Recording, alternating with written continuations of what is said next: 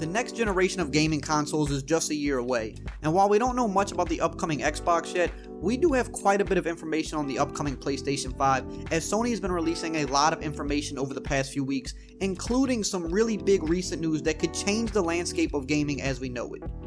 Now, we do know that the PlayStation 5 is aiming for a 2020 release. We don't quite know the price yet, but we do know some of the really big features it's going to be boasting, and like I said, this recent news has been absolutely huge in terms of what it could mean for just the landscape of gaming going forward into the next generation. In this video, I'm going to go over the 5 biggest things that Sony has confirmed about the PlayStation 5 and reasons for you to really get excited for what the next gen of gaming can possibly offer on console. Number 5. Sony has confirmed that the PS5 will support 8K displays. Yes, this sounds absolutely crazy to think about, as 4K still isn't the standard for most people. It feels like 4K has yet to truly take off, and yet here we're already moving forward to 8K. But this is a great idea by Sony in terms of future-proofing their system, and nobody is going to complain about the sweet upscaled graphics. While it probably will not produce 8K native resolution, the upscaling will still make all of your games look a whole lot better, and as I said, I don't think anybody will complain about that. Now moving on to number 4. The PS5 will indeed be backwards compatible with PS4 games. We were hoping to hear that the system may be backwards compatible with all PlayStation games, as that was a rumor that was going around, and while that might not be the case, the fact that you can still play all of your PlayStation 4 games on the PS5 is definitely a nice selling point. The PS4 architecture is similar to the PS5, so it really is no surprise that it will at least be backwards compatible with that system, and they should be able to achieve this without having to make the system really massive like the original PlayStation 3, which was backwards compatible with PlayStation 2 games. This is really great news overall, seeing as these consoles are starting to come out earlier and earlier. You don't want all of those PlayStation 4 games to go to waste that you just bought as you transition to the next console. Now, number 3 on the list right here is actually really big. This is something that I'm going to go a little bit more in depth into because this is really big news. The latest thing that Sony has revealed is that the PS5 will support cross-generation play. Now, this is honestly, I would say maybe the second or third biggest thing that we know about the PlayStation 5 already. So, we already know that the PS5 will be backwards compatible with PS4 games, which of course means if you bought PS4 games before the PS5 came out, no worries, as you'll still be able to play that on your next gen console. We just covered that. But the interesting thing here is Sony is going to make it to where you can still play online with your friends who are playing the same game on their PS4. Now, I think that this was somewhat expected by people, but the next part is really big. Say you're playing a game that came out on both consoles, like a Call of Duty for example. The latest versions of that game will likely release on both PlayStation 4 and PlayStation 5. Now, Sony is going to make it to where even if you're playing the PlayStation 5 version of the game, you can still play with your friends or anybody else who is playing the PS4 version of the game. That's what true cross-gen gaming is, and it's incredible to hear that this is a good chance we'll be getting this with the PS5. Deputy President of Sony Interactive Entertainment had this to say. He said, "Having compatibility is a positive thing. Not only can a game be played on next-generation console, cross-generation, the community can enjoy the games together. Bridging that compatibility has a very important role to play." The president and CEO of Sony added to this by saying, "Backwards compatibility in a networked era is something that's incredibly powerful. The gaming community is somewhat tribal in its nature. Backwards compatibility gives us the opportunity to migrate that community from PlayStation 4 to next generation.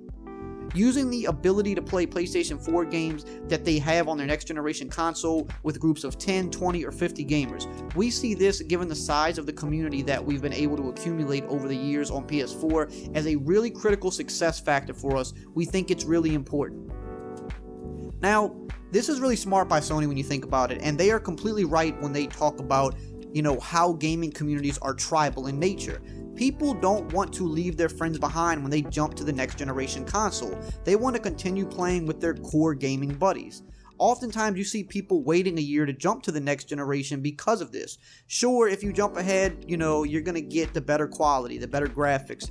But what good is all of that if you're mainly an online gamer and you can't play with your best friends? The fact that Sony is looking to eliminate this entirely this time around is really exciting to hear.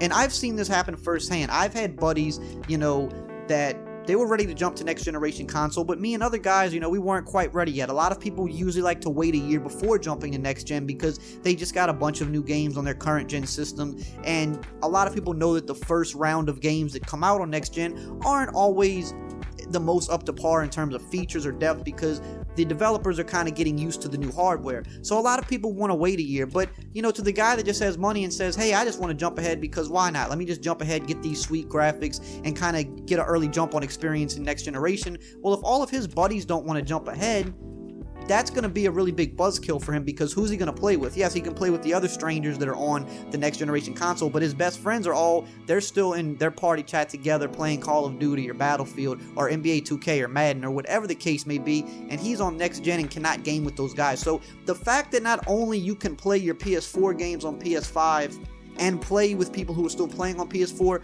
that is huge, but the fact that you can play the PS5 version of the game with your friends who are playing the PS4 version on their PS4, that is a huge win for Sony, and this is something that I hope Microsoft is able to do as well, because no matter which side you fall on, this is a really huge win for gamers going in the next gen. Now that was a little bit long-winded. We're going to jump into number 2 right now, which is no load times. And we kind of hear this every generation, but I think this time around, they're really getting serious with this. The PS5 is said to have little to no load times, all thanks to a very important piece of technology. The PlayStation 5 will have an SSD, also known as a solid-state hard drive. My PC gamers are all too familiar with this, but for some of the console gamers who aren't aware of what an SSD is, basically it's just a much faster version of a traditional hard drive. Not only is it faster, but it also takes up less space. This is something that hardcore gamers have been begging for, and it's finally becoming a reality with the PS5. Now, the more tech-savvy gamers already know that you can add an SSD to the PlayStation 4, and it does indeed make things load faster. But with the PS5, the console was built with an SSD in mind, which means it's going to be more beneficial in the PS5 than it was in the PS4.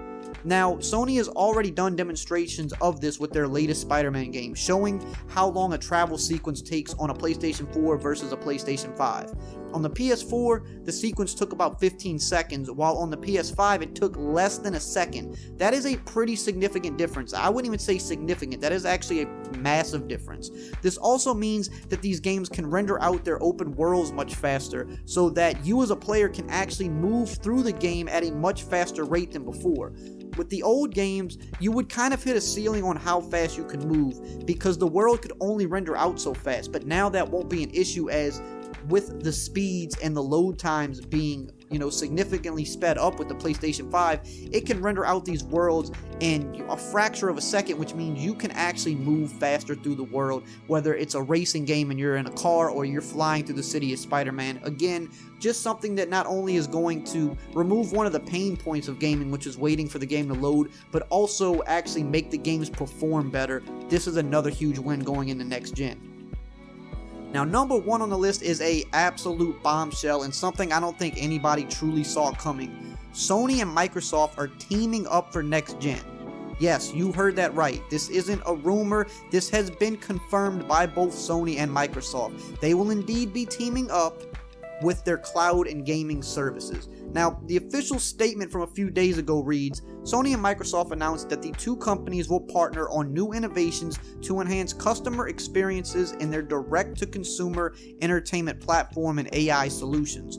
The two companies will explore joint development of future cloud solutions in Microsoft Azure to support their respective game and content streaming services. By working together, the companies aim to deliver more enhanced entertainment experiences for their worldwide customers.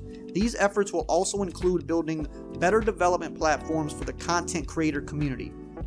Now, this is a classic case of if you can't beat them, join them. Not that the PlayStation as a gaming console is inferior to the Xbox. In fact, most people would probably argue the opposite.